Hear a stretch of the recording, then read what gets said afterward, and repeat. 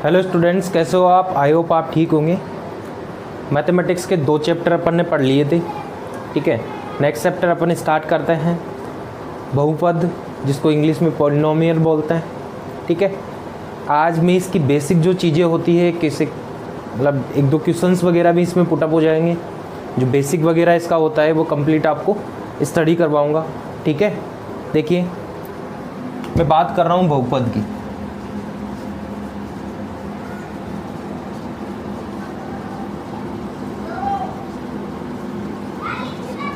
ठीक है, देखो, बहुपद पढ़ाने से पहले मैं आपको कुछ बेसिक चीज़ें बता देता हूँ जो एक हर बच्चे को पता होनी चाहिए। मतलब बहुपद में जो काम आने वाले जो चीज़ें हैं ना, वो आपको पता होनी चाहिए आखिर होती क्या है, ठीक है। फर्स्ट ऑफ ऑल मैं आपको बता दूँ चर और अचर, ठीक है। देखो, चर क्या होता है, इसको इंग्लिश में बोलते हैं अपन वेरिएबल, ठीक है। और जो अचर होता है उसको इंग्लिश में बोलते हैं कांस्टेंट,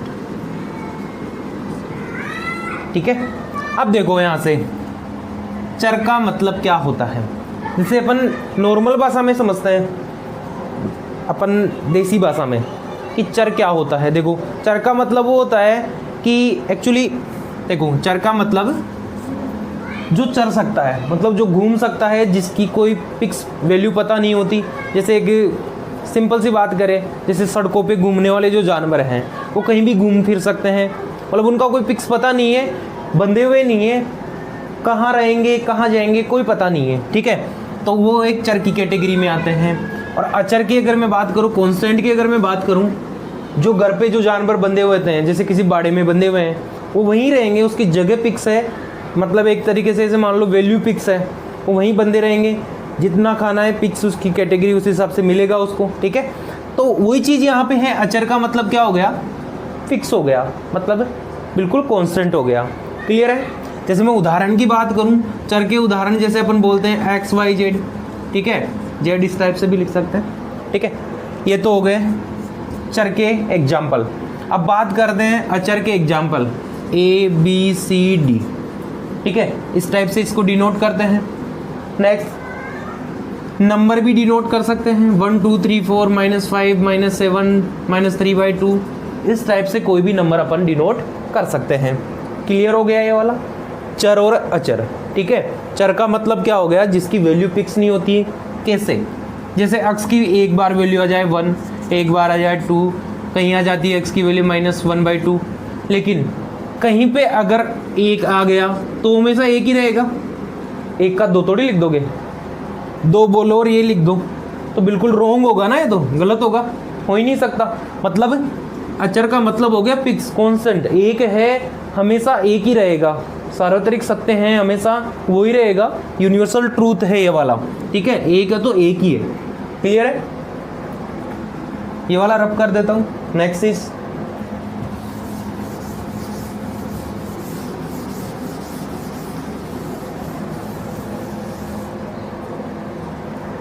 देखो, नेक्स्ट इसमें टॉपिक आता है व्यंजक, ठीक है। अब कई बच्चों को ये कंफ्यूजन रहता है, व्यंजक की जगह क्या बोलते हैं, व्यंजन बोलते हैं, ठीक है। फर्क क्या है, न और क का है। लेकिन व्यंजन क्या होता है, जैसे मिठाइयाँ वगैरह बनाते हैं अलग अलग टाइप की, तो उनको एक साथ क्या बोलेंगे, व्यंजन बोलेंगे, या अलग अलग टाइप से भी व्यंजन बोल देंगे कि आज ये व्यंजन बना है, ठीक है। हिंदी में भी इससे मिलता जुलता कुछ होता है, ठीक है। व्यंजक का मतलब क्या होता है, देखो, चर और अचर के बीच में, चर और अचर के बीच में, दोनों के मध्य जो संक्रिया लगती है, जैसे चर मैंने मान लिया x और अचर मैंने मान लिया 5, इन दोनों के बीच में जो संक्रियाएं लगे, जैसे प्लस वाली संक्रिया लगाऊं तो ये बन जाएगा, माइनस वाली लगाऊं तो ये वाला बन जाएगा, मल्टीप्लाई की लगाऊं मतलब 5x हो गया, डिवाइड की लगाऊं तो 1/5x हो जाएगा, ठीक है। तो ये सारे क्या बन रहे हैं, व्यंजक बन रहे हैं, ठीक है ना, व्यंजक बन रहे हैं। तो व्यंजक का मतलब आप समझ गए होंगे कि व्यंजक क्या होता है, ठीक है। इजी है, बिल्कुल कोई दिक्कत नहीं है, सिंपल सा है कि इन दोनों के मध्य मूलभूत संक्रियाओं से बने हुए पद, मूलभूत संक्रियाएं लग रही है, इनसे बन रहे हैं जो पद क्या कहलाएंगे, व्यंजक कहलाएंगे। क्लियर हो गया यहाँ तक? ठीक है। अब नेक्स्ट अपन देखते हैं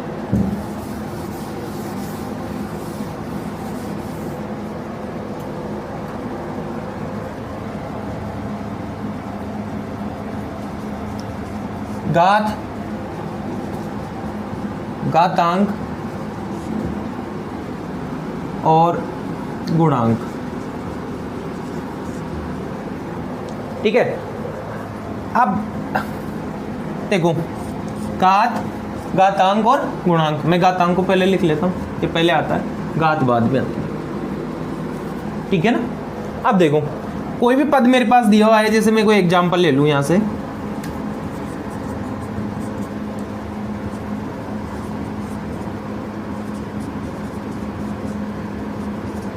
कोई एग्जाम्पल लिया है मैंने ऐसा। ठीक है ना। जो चीज़ें सीक्वेंस से आ रही है सीक्वेंस से सिखाऊंगा। ये चीज़ आप 9th में पढ़े हो, जानते हो, व्यंजक होता है। ठीक है ना।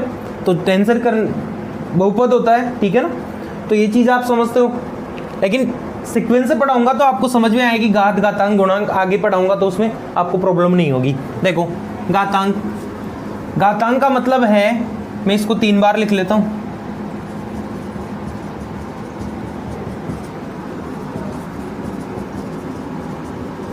ध्यान से समझना, बिल्कुल ध्यान से। मैं बोलूँ x स्क्वायर, यहाँ पे x स्क्वायर है, तो यहाँ पे मैं इस वाले टाइम में बोलूँगा कि x की घातांक कितनी है, 2। यहाँ से x की घातांक कितनी है, 1। यहाँ x की घातांक कितनी है, 0। अब यहाँ पे कई बच्चे बोलेंगे कि कुछ नहीं होती है, x की पावर 0 की वैल्यू होती है 1। ठीक है। किसी की भी पावर अगर 0 लगा दो, 0 को छोड़ के, 0 की पावर 0 हो, ये तो अनडिफाइन होता है, इसको डिफाइन नहीं कर सकते। ठीक है।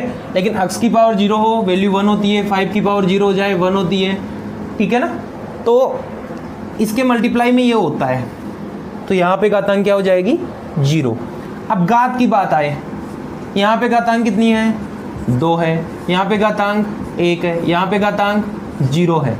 तो जो मैक्सिमम, जो अधिकतम घातांक है, अधिकतम घातांक क्या है, 2। तो 2 ही इसके लिए क्या हो जाएगी, घात हो जाएगी। तो घात की परिभाषा क्या हो गई, किसी भी समीकरण या किसी भी बहुपद, ठीक है, किसी भी बहुपद की अधिकतम घातांक क्या कहलाती है, घात कहलाती है। घात क्लियर हो गया। अब गुणांक आ जाए। अब मैं यहाँ से पूछूँ x स्क्वायर का गुणांक, x स्क्वायर का गुणांक, x स्क्वायर का गुणांक क्या हो जाएगा, 5 हो जाएगा। ठीक है। अब x का गुणांक पूछूंगा, -3, और x की पावर 0 का गुणांक पूछूंगा तो 2। ये ना पूछ के मैं यहाँ पे ऐसे भी बोल सकता हूँ कि कांस्टेंट क्या है। ठीक है।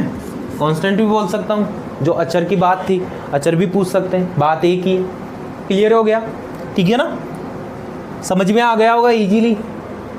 ठीक है ना। मिटा दो इसको।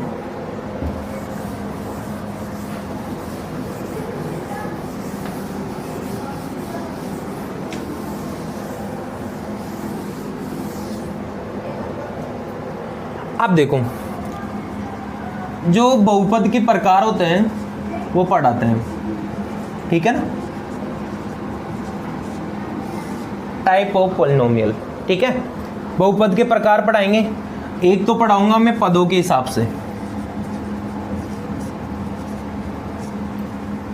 ठीक है, और दूसरा पढ़ाएंगे घात के हिसाब से। ठीक है। एक तो पदों के लिए पढ़ाएंगे कि कितने पद होते हैं, उसको क्या बोलेंगे, और दूसरा पढ़ाएंगे घात के हिसाब से। ठीक है। अब देखो, मैं कोई उदाहरण लूँ यहाँ से जिसमें केवल एक ही पद हो, जैसे x आ जाए, 3x स्क्वायर आ जाए, ये अलग अलग है, कोमा लगा रहा हूँ बीच में। ठीक है। जैसे -1/2 x की पावर 4 आ जाए, तो यहाँ पे देखो पद केवल एक ही है। पद डिफरेंट क्या होते हैं, जैसे पद अलग कैसे होते हैं, जैसे प्लस माइनस 2 संक्रिया अगर बीच में लगती है तो वहाँ से पद चेंज हो जाता है। जैसे अभी उदाहरण लिया था अपन ने, ठीक है, x स्क्वायर माइनस का 5x प्लस का 2, ये उदाहरण लिया था अपन ने। अब देखो यहाँ पे ये माइनस लग गया, यहाँ प्लस लग गया, तो 1 पद, 2 पद और 3 पद। ठीक है। माइनस प्लस अगर बीच में लग जाता है तो पद चेंज हो जाता है, भाग अगर लगता है, डिवाइड अगर लगता है तो उससे कोई फर्क नहीं पड़ता है। ठीक है, अब देखो तो ये तो क्या हो गया, एकम पदीय या एक पदीय ऐसे भी बोल सकते हैं, एक पदीय बहुपद संस्कृत में होता है, लेकिन आप हिंदी में समझो आराम से। दो पद आ जाए, जैसे या कांस्टेंट भी हो सकता है, 5 आ जाए। ठीक है, तो ये क्या हो गया, इस टाइप से आ जाए। ठीक है, तो ये क्या हो गए, दो पद हो गए, एक और दो, तो द्विपदी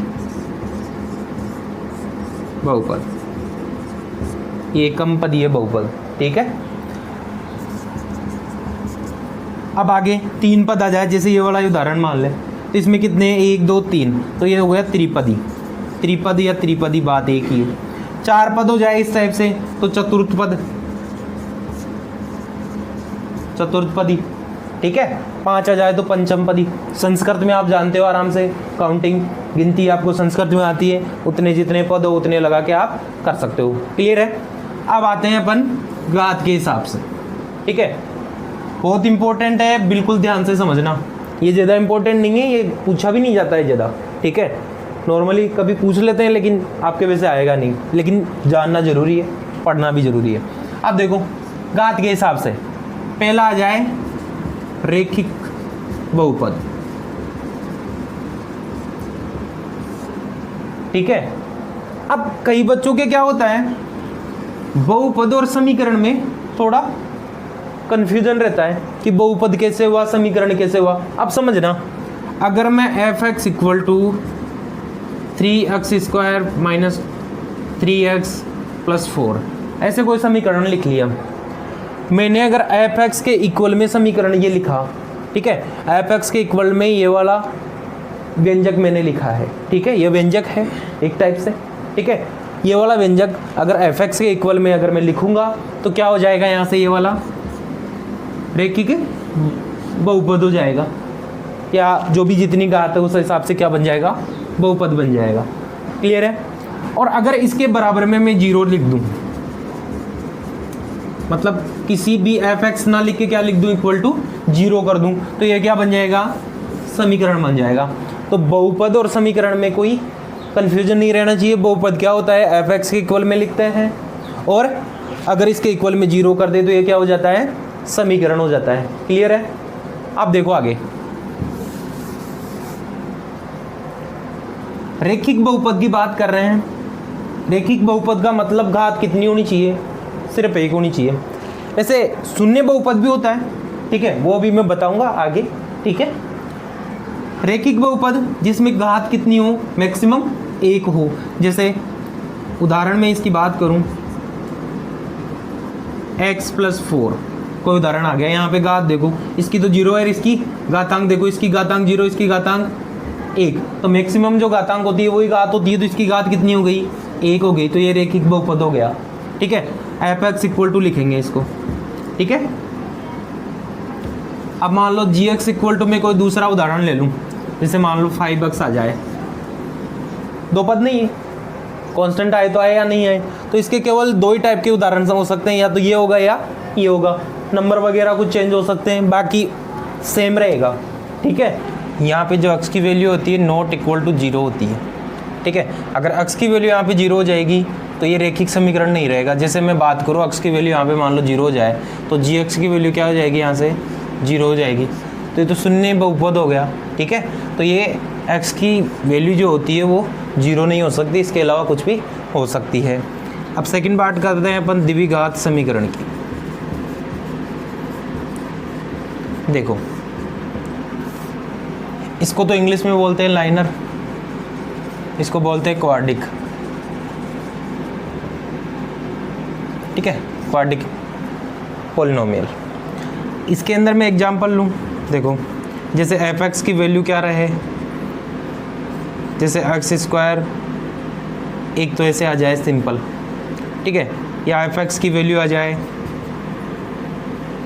3x² माइनस के 4x, ऐसे हो सकती है। और कैसे हो सकती है, 3x² माइनस के 5x प्लस के 6, ऐसे भी हो सकती है, ठीक है। और कैसी हो सकती है, जैसे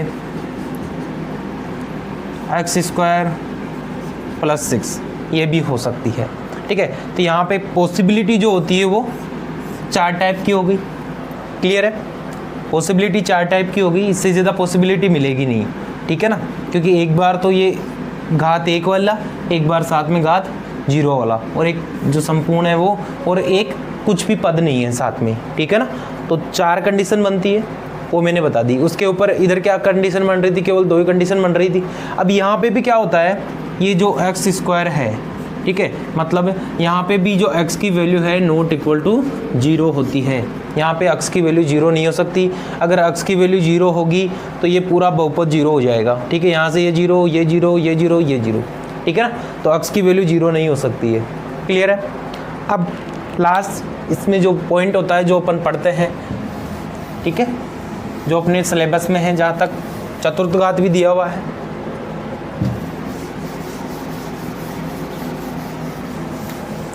सभी बता देता हूँ मैं एक बार जल्दी जल्दी से। थर्ड होता है त्रिघात बहुपद। देखो, क्यूबिक बोलते हैं इसको इंग्लिश में, ठीक है। इसके एग्जाम्पल जैसे हम ले, देखो x³ माइनस, एक तो ऐसा हो सकता है f(x) इक्वल टू होगी जो भी वैल्यू होगी, ठीक है। मैं सीधा लिख रहा हूँ, ठीक है ना। आपको कभी भी ऐसे सीधा सिंपल नहीं लिखना है, आपको f(x) इक्वल टू x³ ऐसे लिखना है, ठीक है। मैं शॉर्ट में लिख रहा हूँ, ठीक है ना, क्योंकि जगह वगैरह कवर करनी होती है। जैसे और समझे, x³ माइनस x², ऐसा भी हो सकता है। आगे x³ minus x² plus x, ऐसा भी हो सकता है। x³ minus x² plus x plus 1, ऐसा भी हो सकता है। प्लस माइनस से कोई फ़र्क नहीं पड़ता है, ठीक है। आपको एग्जाम्पल समझ रहे हैं, कितने एग्जाम्पल हो सकते हैं। नेक्स्ट, 4 पद इसमें हो गए, 3 पद इसमें हो गए। 3 पद वाला, 4 पद वाला तो मैक्सिमम होगा, सिंगल पद वाला भी मिनिमम होगा। तो ये वाले तो सिंगल सिंगल हो गए। अब इसमें देखना पड़ेगा ये कितने कंटेंट कर रहा है, ये कितने कंटेंट कर रहा है, ठीक है। जैसे x³ प्लस x, ऐसा भी आ सकता है। x³ प्लस 4, ऐसा भी आ सकता है, ठीक है। अब इस वाले में आ जाओ, x³ माइनस x² प्लस 4, ऐसा भी आ सकता है, ठीक है। इसकी जगह ये भी तो आ सकता है। इसके अलावा और कोई कंडीशन नहीं बन रही है, ठीक है। x नॉट इक्वल टू 0, ठीक है। पॉसिबिलिटी है कि लगभग सारी आ गई है, और कोई बन रही होगी तो देख लेना, कोई दिक्कत नहीं है। मतलब x³ के साथ में मैक्सिमम x की जो पावर है वो 3 होनी चाहिए, इससे ज़्यादा नहीं होनी चाहिए। नीचे आप कैसे भी एग्जाम्पल ले सकते हो, ठीक है। x नॉट इक्वल टू 0 यहाँ पे भी होता है, ठीक है। चतुर्थ घात का, चतुर्थ घात बहुपद, इसमें भी सेम ही होता है। जो मैक्सिमम घात होती है f(x) इक्वल टू, वो x⁴ होती है, ठीक है ना। मैक्सिमम जो घातांक होती है वो 4 होती है, मतलब जो पावर होती है वो 4 होती है। और यहाँ पे भी x नॉट इक्वल टू 0, जैसे मैं फुल इसका जो होता है वो लिख देता हूँ एक बार। जैसे x⁴ minus 3x³ plus 4x² minus 6x plus 7, ठीक है। और यहाँ पे भी क्या होता है, x नॉट इक्वल टू 0 होता है, ठीक है। विस्तृत रूप आपको लिख के बताऊंगा, जो गणितीय रूप जिसको अपन बोलते हैं वो भी सबका लिखता हूँ, एक साथ लिखूंगा, अलग अलग इसलिए नहीं लिखा, अलग अलग आप एग्जाम्पल समझ लो। एक बार फिर से समझाऊंगा तो आपको घात के हिसाब से, उसके हिसाब से एक अच्छे से समझ में आ जाएगा, ठीक है ना। इसलिए 2 बार समझाने के लिए मैंने उसको छोड़ा है। 5वें नंबर पर मैं बात करूँ, शून्य बहुपद। इसका मतलब होता है ऐसा बहुपद जिसका मान 0 हो। जैसे f(x) की वैल्यू क्या आ जाए, 0 आ जाए। f(x) की वैल्यू क्या आ जाए, 0 हो जाए, तो क्या कहलाएगा, शून्य बहुपद कहलाएगा। क्लियर है।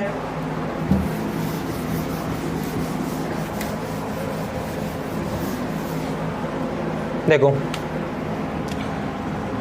6 नंबर पे आता है चर बहुपद,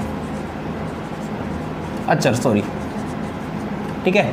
अचर बहुपद, जैसे f(x) की वैल्यू क्या आ जाए, कोई भी कॉन्स्टेंट नंबर आ जाए, जैसे 5 आ गया, ठीक है, तो ये क्या हो गया, शून्य बहुपद हो गया, ठीक है ना।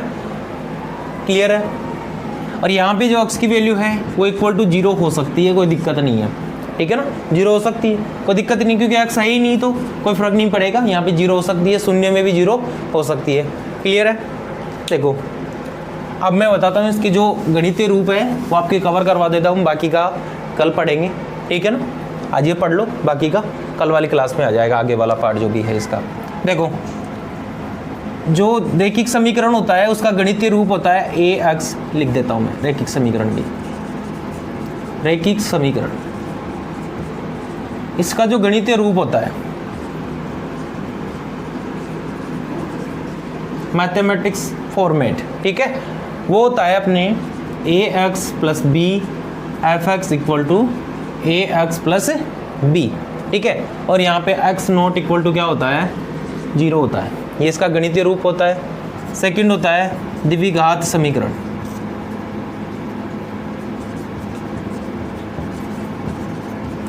देखो द्विघात समीकरण में क्या होती है, f x equal to a x square plus b x plus c, ठीक है, और यहाँ पे भी क्या होता है, x की वैल्यू नॉट इक्वल टू 0 होती है। क्लियर है? अब देखो यहाँ पे जो a b c d जो है वो मैंने आपको पहले ही बता दिए किसके हैं, कांस्टेंट, जो अचर होता है उसको कांस्टेंट बोलते हैं, a b c यहाँ पे कांस्टेंट है, ठीक है ना। और वैसे भी आपको बता दिए गुणांक, वो भी आपका कवर हो गया, ठीक है, तो इसमें कोई दिक्कत नहीं होनी चाहिए।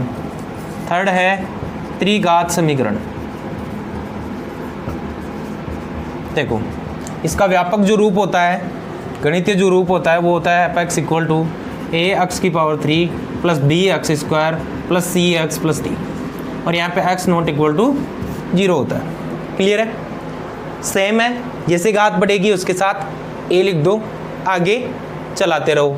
अब चौथा चतुर्थ घात आ जाए, चतुर्थ घात सॉरी समीकरण नहीं आएगा, बहुपद आएगा, ठीक है, समीकरण का मैंने बता दिया था। अगर समीकरण होगा तो एफ एक्स इक्वल टू क्या आएगा, 0 आएगा, एफ एक्स इसकी जगह 0 लिख देंगे, एफ एक्स की वैल्यू 0 कर देंगे, जो बहुपद है उसको बराबर में 0 रख देंगे तो वो समीकरण बन जाएगा, ठीक है ना। तो वो चीज़ आपकी कवर हो गई, बहुपद, ठीक है। F x equal to a x की पावर 4 प्लस बी एक्स की power 3 plus c x square plus d x plus e, ठीक है, और यहाँ पे भी x की वैल्यू नॉट इक्वल टू 0, इसके व्यापक रूप बोलते हैं, मैथमेटिक्स रूप बोलते हैं, मैथमेटिक्स फॉर्मेट बोलते हैं, ठीक है, गणितीय रूप बोलते हैं। ये वाला आपका कवर हो गया है। कल अपन पढ़ेंगे इसके शून्य अंक निकालना, शून्य अंकों के जो कोफिशिएंट होते हैं, जो शून्य अंक निकलते हैं उनके बीच, और इसके जो कोफिशिएंट होते हैं उनके बीच में क्या क्या रिलेशन होते हैं, ठीक है, इसके क्वेश्चंस वगैरह सोल्व करेंगे, और आई होप कल अपन इसको कंप्लीट कवर कर लेंगे, ठीक है ना, पूरा चैप्टर कवर कर लेंगे बहुपद वाला। और इसके बाद में क्वेश्चंस वाइज अपन क्लास लाएंगे, कोई दिक्कत नहीं है, मैं केवल थ्योरी और कुछ एग्जांपल्स वगैरह आपके कवर करवा रहा हूँ। अगर आप इसको ध्यान से पढ़ोगे तो बुक का कोई भी क्वेश्चन बिना सोल्व हुए नहीं रह सकता है, ठीक है ना। तो आपको कवर करना है, सारी चीज़ बड़ी ध्यान से पढ़ना है, सीखना है, केवल सीखना है, सिखाने के लिए ही पढ़ा रहे हैं हम, केवल सिखा रहे हैं आपको, इससे ज़्यादा कुछ नहीं करना है, ठीक है। पहले सीखो, क्वेश्चंस वगैरह आप आराम से सोल्व कर लोगे, क्वेश्चंस वगैरह में कोई दिक्कत नहीं है, ठीक है। और पढ़ाई वगैरह रेगुलर रहे, पढ़ें प्लीज़, ठीक है। Thank you.